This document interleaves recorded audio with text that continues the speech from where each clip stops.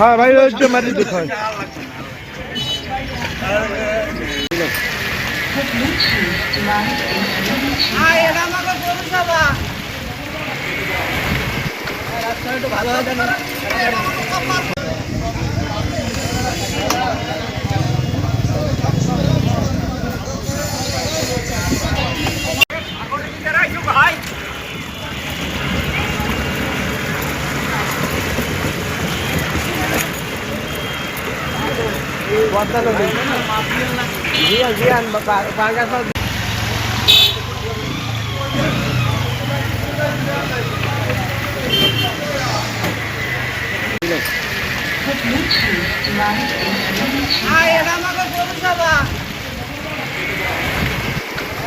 ভালো হয় না। হ্যাঁ ভাই ওইটা মারি দিতে হয়।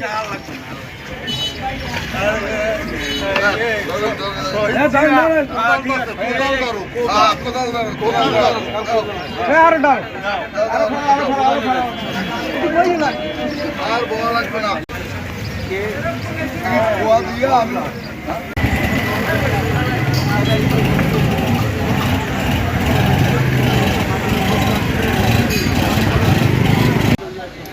আচ্ছা ঠিক আছে, এটা আপাতত ওই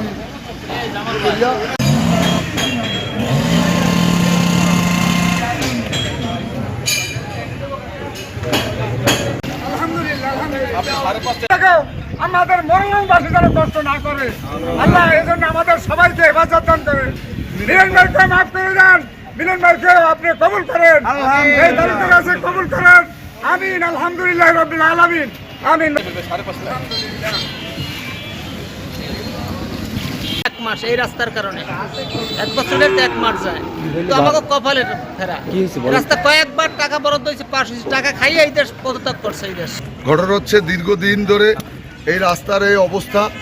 আর রাস্তাটা টেন্ডারও হয়েছে, খুলনার একজন ঠিকাদার কাজও পেয়েছে, উনি কাজও ওনার চলমান আছে, কিন্তু অন্য অন্য জায়গায় এই রাস্তাটা একটু লেন্দি হচ্ছে ওনার রিভাইজের জন্য নাকি আমরা শুনতে পাচ্ছি।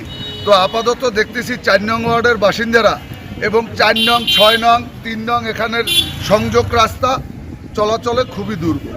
তাই আমি নিজ উদ্যোগে আমাদের সাংবাদিক ভাইদের কালকে দেখেছি মোবাইলে তারা করছে, এবং এই ওয়ার্ডের সভাপতি আছে, আরও সাধারণ অন্য অন্য ওয়ার্ডেরও নেতাকর্মীরা আছে, এই যে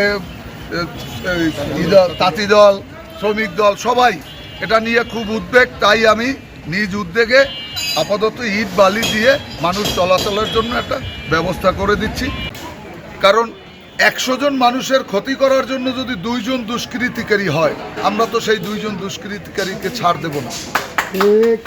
তার মানে এই পৌরসভার প্রশাসন আপনারা যারা আছেন, আপনারা লেয়ার দিয়ে দেবেন, দাগ দিয়ে দেবেন, আমি সেরকম সুন্দর করে দিব।